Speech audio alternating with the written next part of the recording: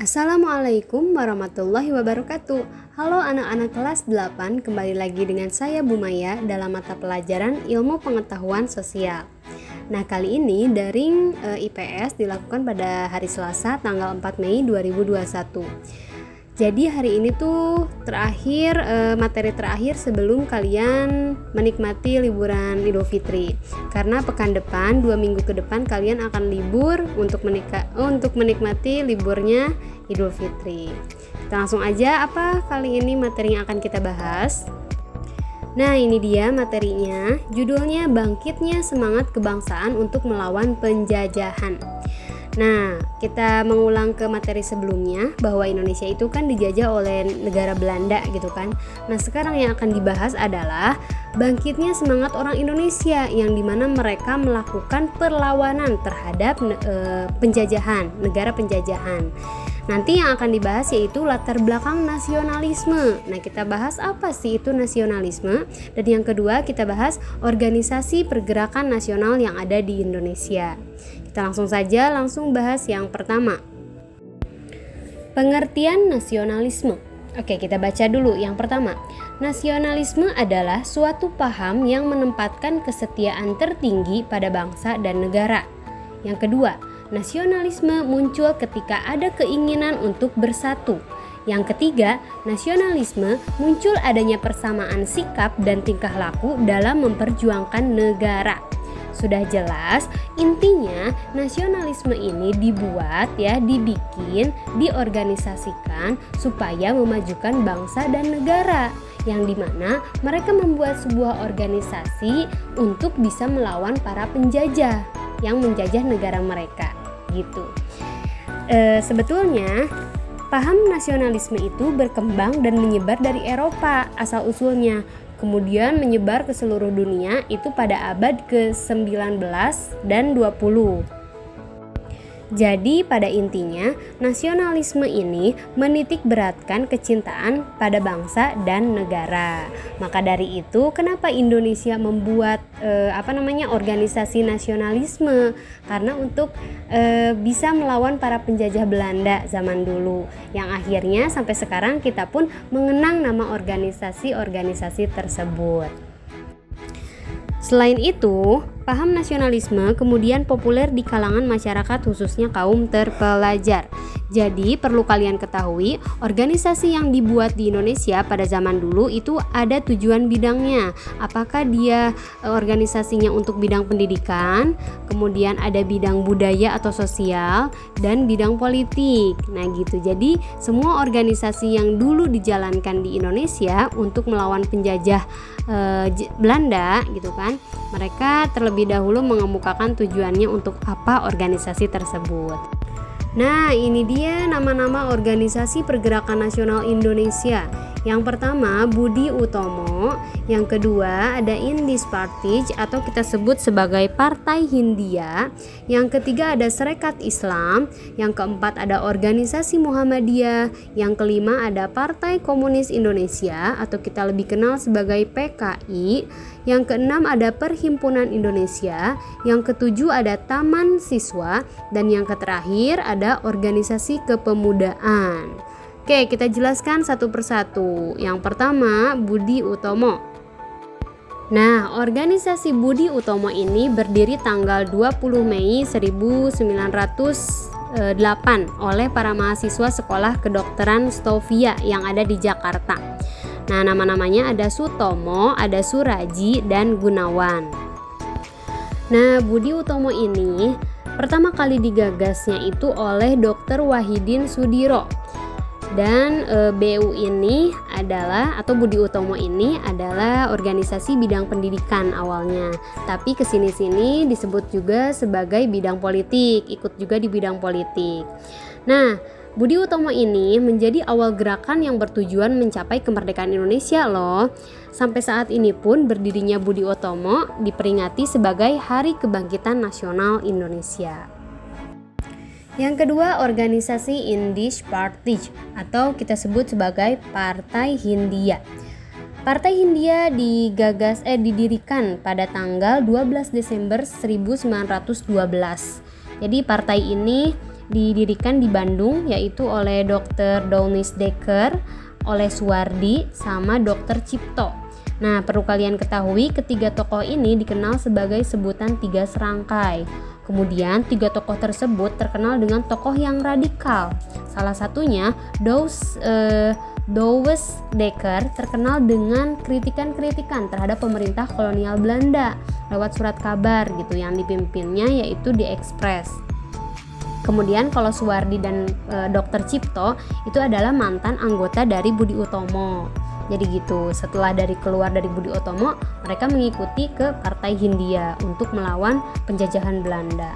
Tapi nggak lama nih, Indies Parties ini atau Partai Hindia ini tidak berumur panjang, sebab pada tahun 1923 organisasi ini dibubarkan. Nah, yang ketiga ada organisasi Sarekat Islam. Perlu kalian ketahui bahwa Sarekat Islam ini berasal dari curangnya monopoli perdagangan Cina. Jadi zaman dulu pedagang Cina seringkali mempermainkan harga kepada pengusaha batik Indonesia di Solo. Nah, maka dari itu, dari gerakan Haji Samanhudi di Solo mendirikan Sarekat Dagang Islam, nah SDI, yang bersifat kooperatif pada tahun 1911. Namun, karena sifatnya yang merakyat dan pertumbuhannya sangat pesat, kemudian di tahun 1912 dari usulnya Haji Umar, akhirnya namanya diubah menjadi Sarekat Islam gitu. Nah, kemudian dari waktu ke waktu Sarekat Islam itu mengalami perkembangan yang pesat. Nah, kemudian tumbuh menjadi partai massa. Tapi dengan adanya pertumbuhan partai massa seperti itu, pemerintah kolonial Belanda mulai mewaspadai setiap gerak Sarekat Islam. Bahkan kolonial Belanda itu mengeluarkan sebagai peraturan untuk menghambat perkembangan Sarekat Islam. Nah, sampai akhirnya Sarekat Islam ini jadi terpecah belah. Sarekat Islam menjadi terpecah kedua bagian. Yang pertama ada Sarekat Islam Merah, yang kedua ada Sarekat Islam Putih. Nah, Sarekat Islam Merah adalah Sarekat Islam yang sudah terpengaruhi ideologi sosialis komunis. Sedangkan kalau Sarekat Islam Putih adalah Sarekat Islam yang masih lurus dengan ideologi Islam. Oke, kita bahas yang keempat, organisasi yang keempat yaitu organisasi Muhammadiyah. Muhammadiyah merupakan organisasi Islam yang berdiri di Yogyakarta pada tanggal 18 November 1918. Oke, organisasi ini didirikan oleh Kiai Haji Ahmad Dahlan. Nah, mungkin kalian sering ya mendengar nama Kiai Haji Ahmad Dahlan. Tujuannya dibentuk Muhammadiyah ini yaitu untuk memperbarui pola pikir umat Islam dan adat istiadat masyarakat agar sesuai dengan Al-Quran dan hadis Nabi. Nah, kemudian pergerakan yang dilakukan oleh Muhammadiyah itu berjalan dalam bidang pendidikan dan sosial. Terus kegiatan yang dibidanginya yaitu ada balai pengobatan, kemudian ada rumah yatim piatu, ada juga sekolah-sekolah. Kalian kan sering dengar ya kalau sekolah Muhammadiyah. Nah, jadi dengan pesatnya perkembangan Muhammadiyah ini menyebabkan berkembang pesat itu bukan hanya di Yogyakarta, namun bisa ke luar kota lainnya gitu. Yang kelima, ada organisasi Partai Komunis Indonesia atau kita sebut sebagai PKI. Nah, cikal bakal berdirinya PKI itu yaitu pada tanggal 9 Mei 1914. Jadi dulu itu namanya Indies Sosial Demokratis. Kemudian dirubah lagi pada tanggal 23 Mei menjadi Partai Komunis Hindia. Nah, dirubah lagi pada Desember 1920 menjadi Partai Komunis Indonesia yang diketuai oleh Simaun. Ada yang tahu Simaun ini siapa? Simaun itu adalah dulunya anggota Sarekat Islam, namun Sarekat Islam yang merah yang mengikuti partai-partai komunis, pengaturan komunis. Maka dari itu dia berani untuk menjadi ketua PKI ini gitu kan. Nah, sampai akhirnya penghujung tahun 1920 PKI ini ikut bergabung dengan Partai Komunis seluruh dunia. Sampai akhirnya pemerintah Belanda pun ikut serta untuk pemilihan ketua PKI karena dikhawatirkan Partai Komunis Indonesia ini akan menghancurkan penjajahan Belanda pada saat itu ke Indonesia. Nah, kalian pasti udah tidak asing lagi ya. Sebuah partai komunis itu kan artinya menjadi sebuah partai pemberontak ya, pemberontak di dalam negara itu sendiri. PKI sendiri pernah memberontak di Jakarta, kemudian pernah ke Jawa Barat, kemudian pernah juga ke Jawa Tengah, dan akhirnya dia pernah ke Sumatera. Dan itu beda-beda tahunnya. Dia selalu melakukan pemberontakan di setiap daerah. Dengan seperti itu, akhirnya pemerintah Hindia Belanda dapat memadamkan pemberontakan tersebut. Nah, akibat pemberontakan yang dilakukan PKI itu membawa dampak negatif, maka dari itu pemerintahan Belanda melakukan pengawasan yang sangat ketat terhadap setiap gerak-gerik langkah organisasi PKI gitu ya. Nah, dengan demikian beberapa tahun kemudian akhirnya pergerakan nasional PKI ini mengalami kemunduran. Oke, selanjutnya yang keenam adalah Organisasi Perhimpunan Indonesia. Perhimpunan Indonesia awalnya merupakan organisasi yang dibuat oleh mahasiswa Indonesia yang berada di Jakarta.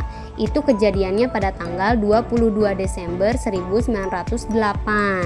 Nah, kemudian dengan berlanjutnya pada tahun 1923 Perhimpunan Indonesia ini mengeluarkan semacam asas, yaitu berbunyinya Indonesia merdeka yang lepas dari penjajahan. Jadi kalau Perhimpunan Indonesia ini bergantung kepada asas ya, organisasinya.